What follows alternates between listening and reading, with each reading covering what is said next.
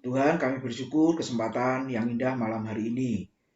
Engkau boleh kumpulkan anak-anak-Mu di konsel kebaikan. Biarlah kami terus merasakan kebaikan Tuhan, pemeliharaan dan pertolongan Tuhan atas setiap kami. Walaupun secara fisik tubuh kami kurang sehat, tetapi kami mau roh kami diperbarui dari hari ke hari. Sehingga kami boleh makin dikuatkan, terutama melalui pemberitaan firman Tuhan yang akan kami dengarkan malam hari ini. Firman Tuhan juga menguatkan roh dan jiwa kami, supaya kami boleh melakukannya dalam hidup kami. Terima kasih ya Tuhan, Kau persiapkan kami semua. Tuhan pakai hamba-Mu menjadi saluran berkat pada malam hari ini. Dalam nama Tuhan Yesus, kami sambut firman Tuhan. Amin. Ya, selamat malam semua, Bapak Ibu Saudara yang dikasihi oleh Tuhan.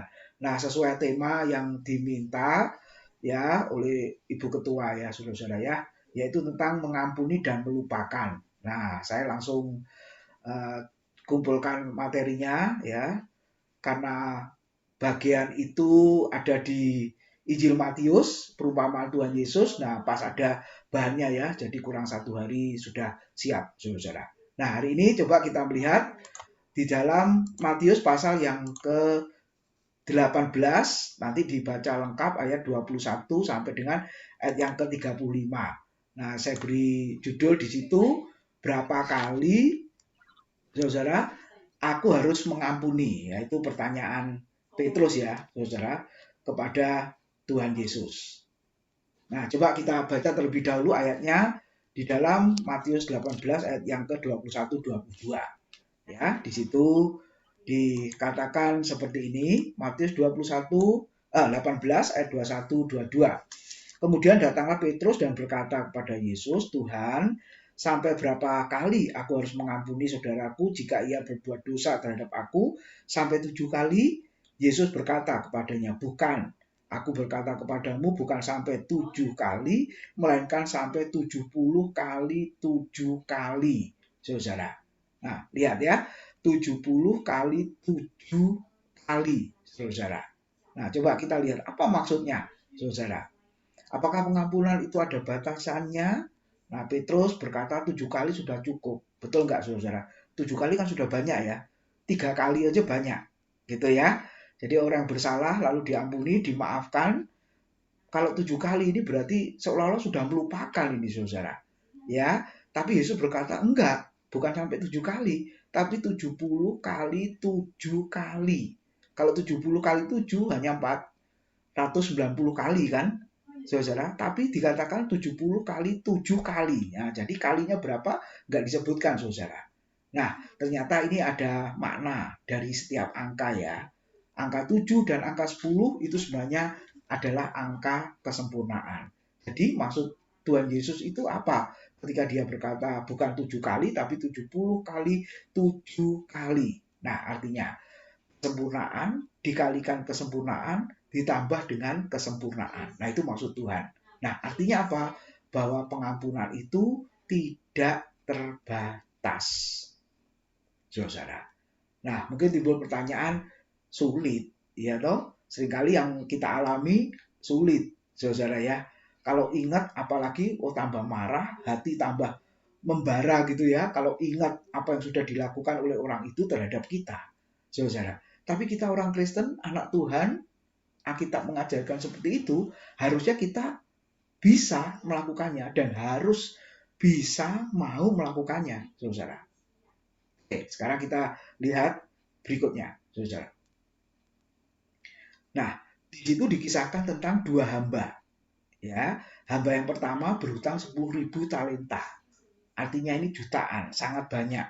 Nanti kita akan lihat berapa. Berhutang kepada raja. Nah, jumlah yang tidak terhingga, tidak terhitung, dan tidak terbatas. Nanti lihat di kampus Alkitab ada, saudara. Lalu singkat cerita, hamba ini memohon kepada Tuan Raja, ampuni, bebaskan, karena aku tidak bisa membayar, saudara. Nah, Alkitab mengatakan Tuan Raja itu berbelas kasihan, kemudian membebaskan hutangnya. Dengan kata lain mengampuni. Sudah, hutangmu yang sangat banyak itu aku bebaskan. Kemudian, saudara, ada hamba yang kedua yang berhutang kepada hamba yang pertama tadi. yang hutangnya 10.000 talenta sudah dilunaskan. Nah, hamba yang kedua ini berhutang hanya 100 dinar. Saudara. Jumlah yang tidak berarti apa-apa dan bisa lunas dengan bekerja selama 3 bulan. Karena upah 1 dinar itu kan sama dengan upah 1 hari. Jadi kalau ingin mendapatkan 100 dinar, tidak makan ya saudara ya. Upahnya harian itu 1 dinar, saudara, 1 hari. Kalau perlu 100 dinar berarti kan perlu 100 hari. Betul ya? Hanya 3 bulan itu bisa lunas. Tetapi apa yang terjadi? Ketika hamba yang kedua ini memohon kepada hamba yang pertama yang dibebaskan hutangnya yang jumlahnya 10.000 talenta tadi, maka hamba yang pertama tidak mau membebaskan hutangnya. Nah, Bapak Ibu, ini kan keterlaluan ya. Hutangnya dia banyak, tidak sanggup membayar, dilunaskan. Tetapi hamba yang kedua, hutangnya hanya sedikit, saudara, dia tidak mau melunaskan. Bahkan kita mengatakan memenjarakan, saudara, memperkarakan. Akhirnya masuk penjara. Dipaksa untuk membayar. Karena nggak bisa bayar, akhirnya masuk penjara. Nah, jadi Bapak Ibu, dari 2 kisah hamba ini, Tuhan Yesus memberikan perumpamaan ya, tentang pengampunan. Apa maknanya yang kita ambil dari bagian ini? Nah, harga sebuah pengampunan itu memang sangat mahal. Ya, nah mahalnya seperti apa, saudara? Jadi kalau malam hari ini kita ada salah, dosa, minta ampun kepada Tuhan. Makanya mulai tahun baru ini ibadah kita, sebelum memulai, kita selalu ada doa, minta pengampunan dosa. Mungkin ada hal yang tidak berkenan di hadapan Tuhan, entah perkataan, pikiran, atau perbuatan ya saudara, yang tidak sengaja tapi menyakitkan hati Tuhan dan hati sesama. Makanya sebelum menghadap Tuhan, kita minta ampun terlebih dahulu. Nah mungkin ada yang tanya, loh Pak kan sudah diampuni oleh Tuhan, ngapain minta ampun lagi? Betul saudara. Jadi ada 2 macam dosa ya. Dosa warisan, dosa keturunan, itu sudah diselesaikan oleh Kristus di atas kayu salib ketika kita percaya kepada Yesus. Tapi yang kedua, ada dosa yang namanya dosa perbuatan. Ya, perkataan, pikiran dan dalam hati yang setiap saat, setiap waktu masih juga kita lakukan. Nah, itu yang harus minta ampun terus-menerus, saudara-saudara. Ya, jadi minta ampun kepada Tuhan. Kemudian harus juga dapat mengampuni orang lain yang bersalah kepada kita. Saudara, wah enak ngomongnya, mudah ngomongnya, prakteknya susah. Betul, tapi sekali lagi Alkitab mengajarkan harus. Yesus memerintahkan harus 70 kali 7 kali, saudara-saudara. Tak terbatas. Lalu apa artinya tak terbatas? Kan lama-kelamaan jadi apa? Melupakan, saudara-saudara. Ya, oke. Nanti kita diskusikan setelah ini ya. Nah, kita poinnya yang kita renungkan malam hari ini.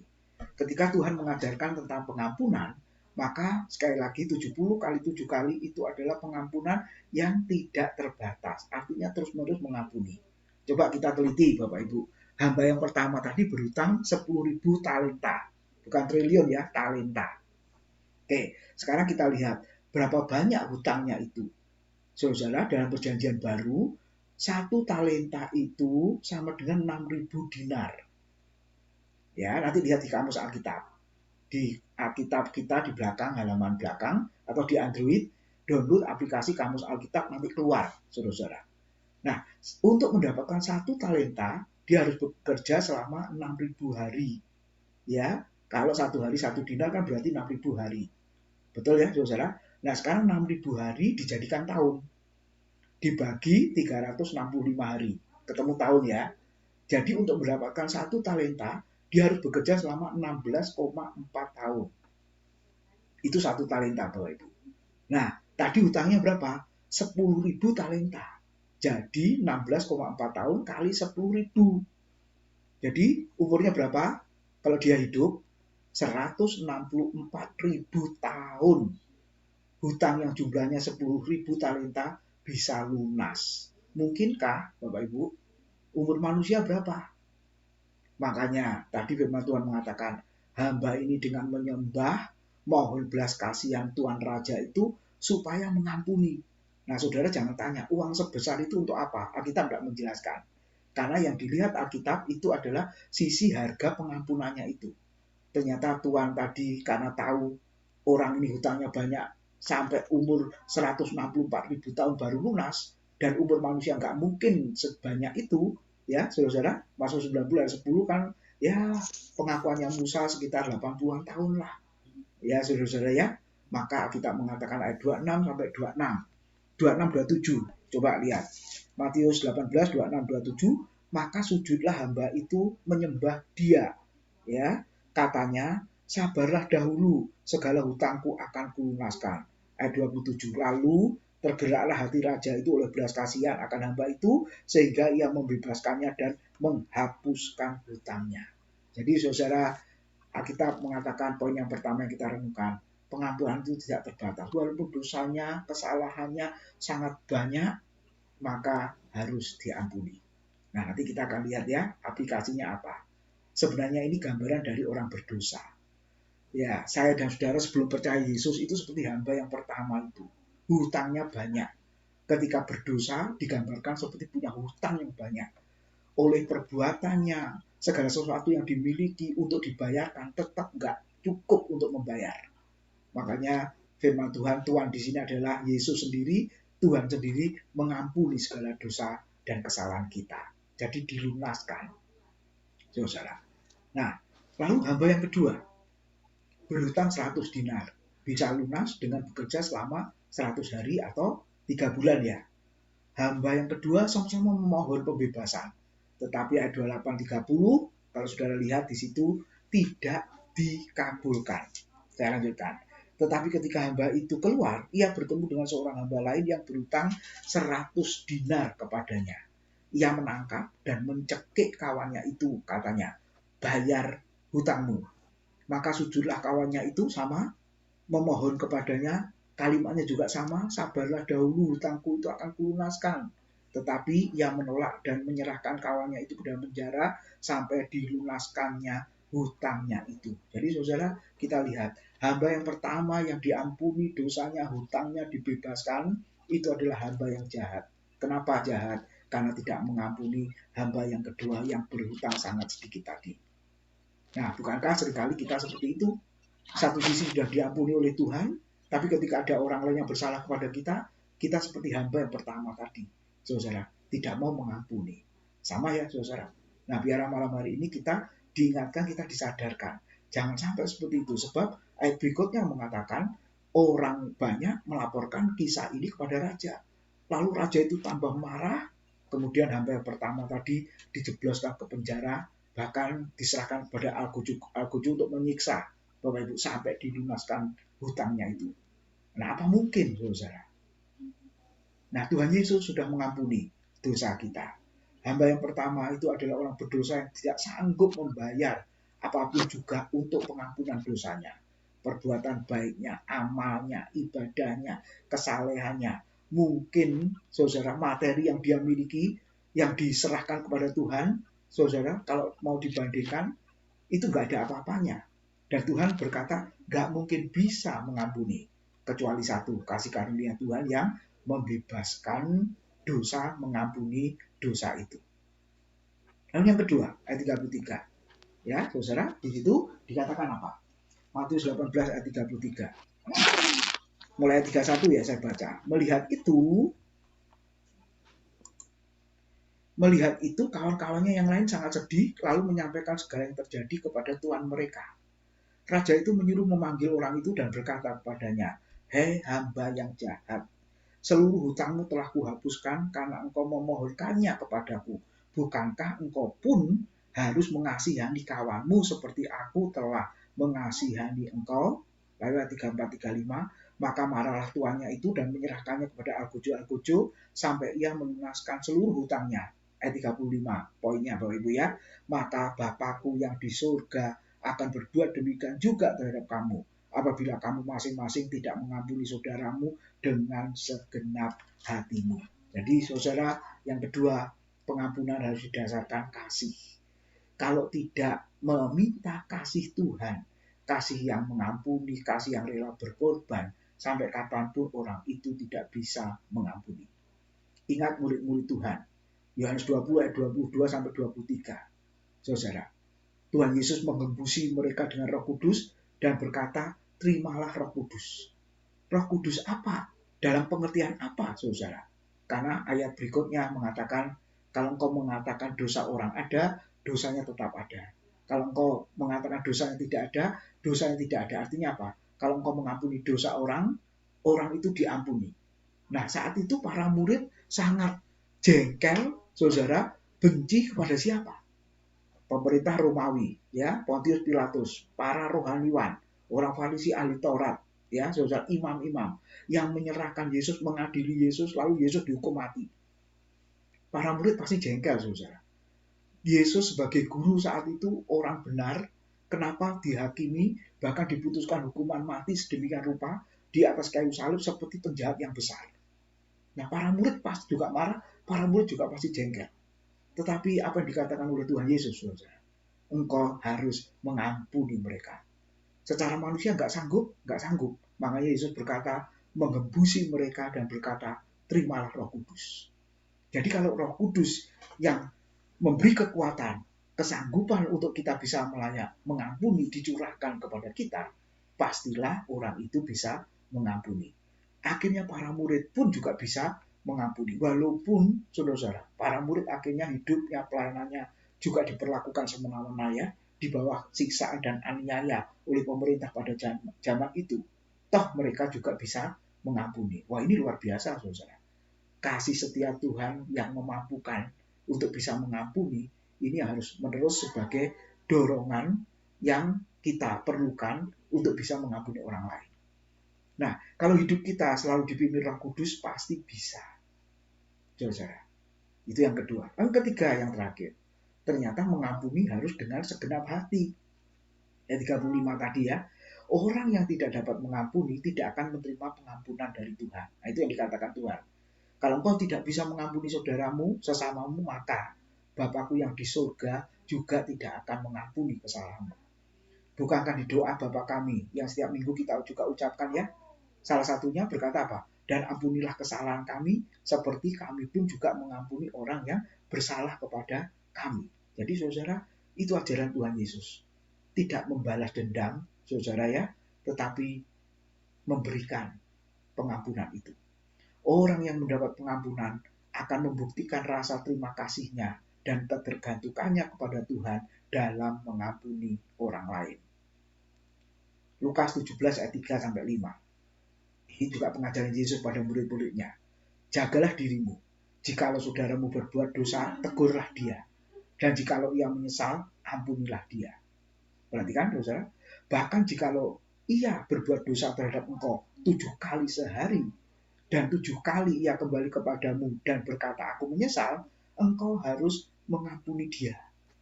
Ya, ini persis apa yang dikatakan Tuhan Yesus, ya, saudara. Ini Petrus tadi kan berkata, 7 kali cukup? Oh, tidak. Ya, lebih dari itu. Lalu kata rasul-rasul itu kepada Tuhan, tambahkanlah iman kami. Nah, ini iman apa, saudara? Bukan iman untuk melakukan mujizat seperti kesembuhan dan lain sebagainya, bukan, saudara. Tapi iman, kemampuan untuk bisa mengampuni. Ya, jadi iman apa? Ketika para rasul berkata, tambahkanlah iman kami, bukan iman untuk melakukan mujizat, tidak. Tapi iman untuk mengampuni orang lain. Ya, artinya apa? Kita perlu kasih setia Tuhan, kita perlu iman, artinya kesanggupan, kekuatan untuk bisa mengampuni.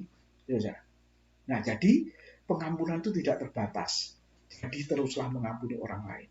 Harga pengampunan itu sangat mahal. Karena apa? Melalui pengorbanan Kristus di atas kayu salib. Ingat, saudara, dasar pengampunan apa? Adalah kasih, yaitu dengan segenap hati, saudara. Seharusnya setiap orang yang pernah diampuni itu harus siap memberikan pengampunan kepada orang lain yang berhutang kepadanya dan harus melakukannya dengan sepenuh hati. Tapi kenyataannya sulit, ya, saudara. Coba kita lihat ayat terakhir ini. Lukas 7 ayat 40 sampai 43. Lalu Yesus berkata kepadanya, Simon, artinya Petrus di situ, ada yang hendak kukatakan kepadamu. Saud Simon, katakanlah, guru. Ada 2 orang yang berhutang kepada seorang pelepas uang. Yang seorang berhutang 500 dinar, yang lain 50. Nah, ini kecil ini, saudara. 500 dinar, 500 hari, ya. 1 tahun 365 hari. Nah, bisa lunas 1 tahun setengah lah, ya. Bisa lunas 500 dinar. Yang lain 50 dinar, hanya 50 hari. ya, nggak sampai 2 bulan. Nah, karena mereka tidak sanggup membayar, maka ia menghapuskan hutang kedua orang itu. Nah, ini Yesus memberikan perumpamaan lagi. Sebenarnya mau menggambarkan dirinya sendiri yang memiliki sifat mengampuni, saudara. Siapakah di antara mereka yang akan terlebih mengasihi dia? Jawab Simon, aku kira dia yang paling banyak dihapuskan hutangnya. Kata Yesus kepadanya, betul pendapatmu itu. Jadi saudara, berhutang banyak sama berhutang sedikit. Ketika keduanya dibebaskan, pasti yang berhutang banyak akan sangat berterima kasih. Akan menunjukkan lebih lagi kasihnya. Kenapa, saudara? Karena dia berhutang banyak, lalu dibebaskan hutangnya. Dia tidak sanggup membayar, lalu dibebaskan. Betul ya? Nah, itu yang kita bisa pelajari. Sesungguhnya hidup kita seperti itu, saudara. Kita ini bagikan hamba yang pertama tadi yang punya hutang dosa sangat banyak.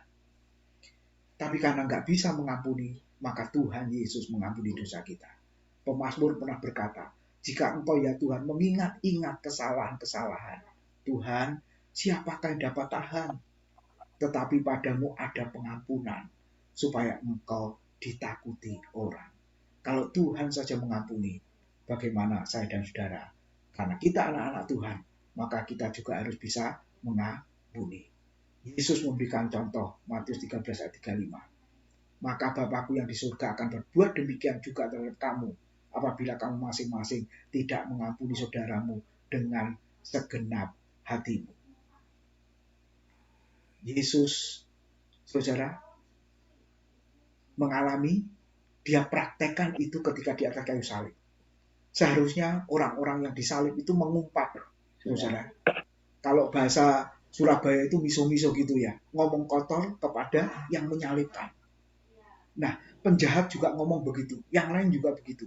Tapi coba Yesus, ketika mereka sampai di tempat yang bernama Tengkorak, mereka menyalibkan Yesus di situ, dan juga kedua orang penjahat itu, yang seorang di sebelah kanannya dan yang lain di sebelah kirinya. Yesus berkata, ini yang luar biasa, ya Bapa, ampunilah mereka.